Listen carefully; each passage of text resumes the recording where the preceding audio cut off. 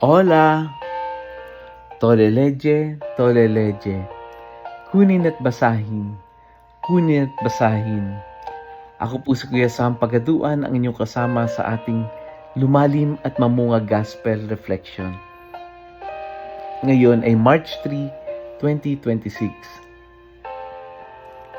Ang mabuting balita ng Panginoon ayon kay San Mateo, chapter 23, verse 1 to 12. Noong panahong iyon, sinabi ni Jesus sa mga tao at sa kanyang mga alagad, ang mga eskriba at ang mga pariseyo ang kinikilalang tagapagpaliwanag na kautusan ni Moises. Kaya't gawin ninyo ang kanilang itinuturo at sundin ang kanilang inuutos. Ngunit huwag ninyong tularan ang kanilang gawa, sapagkat hindi nila isinasagawa ang kanilang ipinapangaral. Nagbibigkis sila ng mabibigat na dalahin at pinapapasan sa mga tao. Ngunit ni daliri ay ayaw nilang igalaw upang tumulong sa pagdadala ng mga iyon. Pawang pakitang tao ang kanilang gawa. Nilalaparan nila ang mga pilakterya at hinahabaan ng palawit sa laylayan ng kanilang mga damit. Ang ibig nila ay mga upuang pandangal sa mga piging at mga tanging luklukan sa mga sinagoga. Ang ibig nila ay pagpugayan sila sa mga liwasang bayan at tawaging guro. Ngunit kayo, huwag kayong patawag na guro sapagkat iisa ang inyong guro, at kayong lahat ay magkakapatid. At huwag ninyong tawaging ama ang sinumang tao sa lupa, sapagkat iisa ang inyong ama, ang amang nasa langit. Huwag kayong patawag na tagapagturo, sapagkat iisa ang inyong tagapagturo, ang Mesiyas. Ang pinakadakila sa inyo ay dapat maging lingkod ninyo. Ang nagpapakataas ay ibababa, at ang nagpapakababa ay itataas. Ang mabuting balita ng Panginoon. Pinupuri ka namin, Panginoong Hesukristo.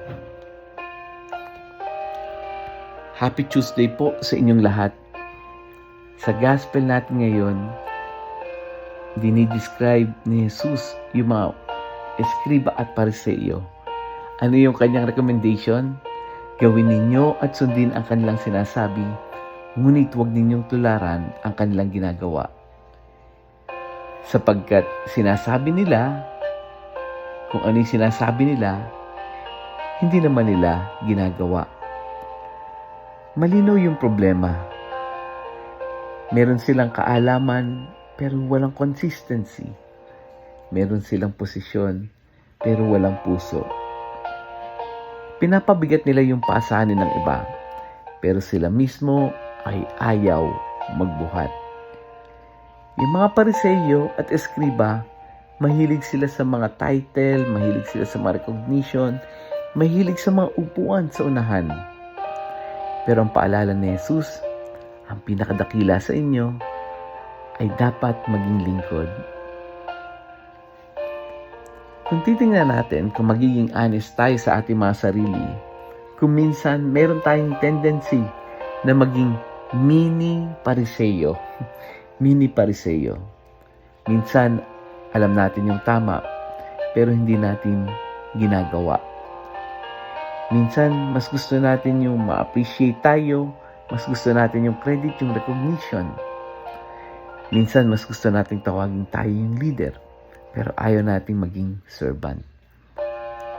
Ang paanyaya ni Jesus ay hindi tungkol sa pag-aalis ng titulo. Ito ay tungkol sa paglilinis ng ating motibo. We ask ourselves, bakit nga ba natin ginagawa yung mga ginagawa natin? Ito ba ay para sa Diyos o para mapansin ng iba? Paano natin ito maisasalapat sa ating pang-araw-araw na buhay? Number 1, ialay natin yung salita at gawa. Di ba? Madaling magpayo. Pero tanong, yung bang pinapayo mo, kaya mo bang isagawa?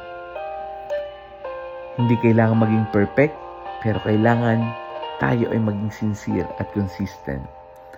Pangalawa, piliin natin ngayong araw na maglingkod kaysa sa papurihan.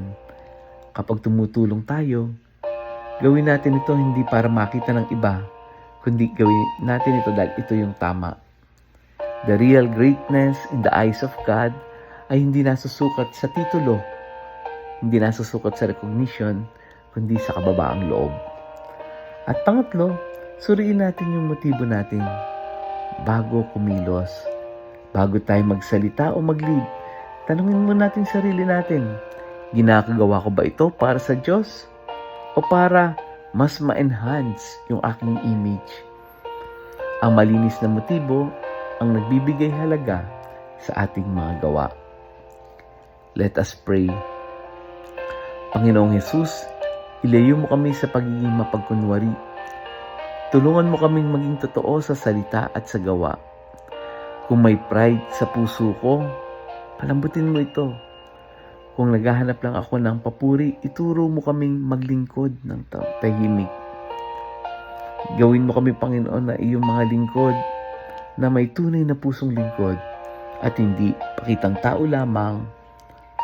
Amen.